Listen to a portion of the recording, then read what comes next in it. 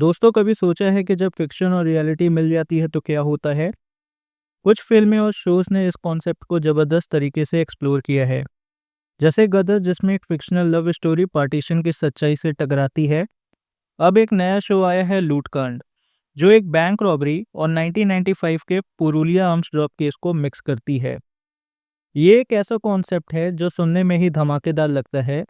Heist thrillers का एक अलग ही क्रेज होता है, और जब उसमें रियल लाइफ इंसिडेंट्स का तड़का लगता है तो क्यूरियोसिटी और बढ़ जाती है।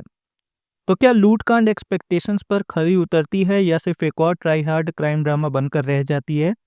चलिए जानते हैं आज के इस रिव्यू में। बात करते हैं स्टोरी की।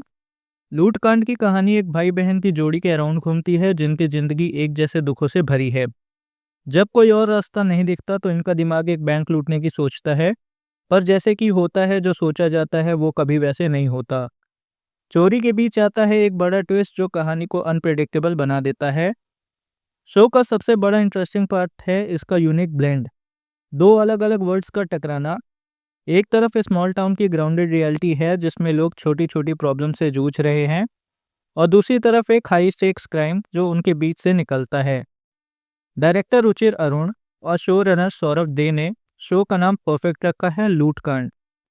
लूट बैंक रॉबरी को दिखाता है और कांड उस अनएक्सपेक्टेड आर्म्स ड्रॉप केस को।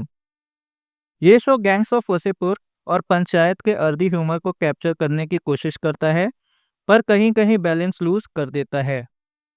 स्मॉल टाउन कॉमेडीज को परफेक्ट पिच पर लाना मुश्किल होता है, और लूट कांड उस पर झूलता रहता है।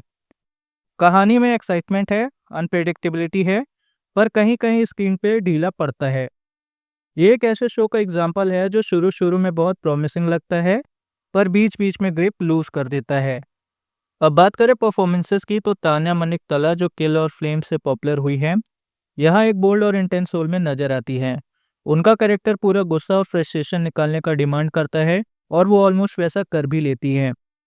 तान्या का ये कैरेक्टर उनके पहले वाले रोल से काफ़ी अलग है, और उनके परफॉर्मेंस डिसेंट है, पर कहीं कहीं ऐसा लगता है कि वो और भी इम्पैक्टफुल हो सकती थी। ज्ञानेंद्र त्रिपाठी भी कहानी के पागलपन में पूरी तरह डूब जाते हैं। उनका प्रेजेंस स्ट्रांग है और सीन्स में एनर्जी भर देते हैं। शाहिल मेहता, साद बिलग्रामी और प्रशंसा शर्मा भी अपने रोल्स में ठीक ठाक है, पर कहानी का इम्पैक्ट उतना पावरफुल नहीं लगता जितना हो सकता था।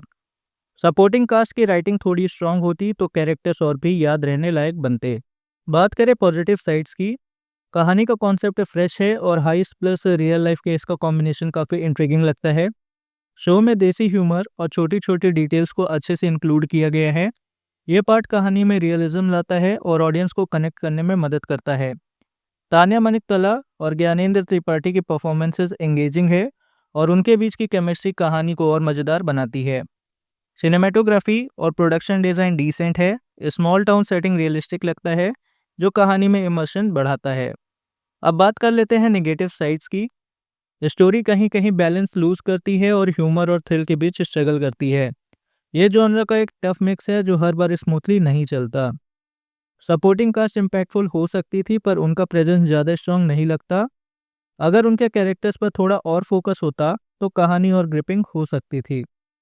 पेसिंग इनकंसिस्टेंट है, कभी कहानी टाइट और थ्रिलिंग लगती है तो कभी अननेसेसरीली स्ट्रेच हो जाती है।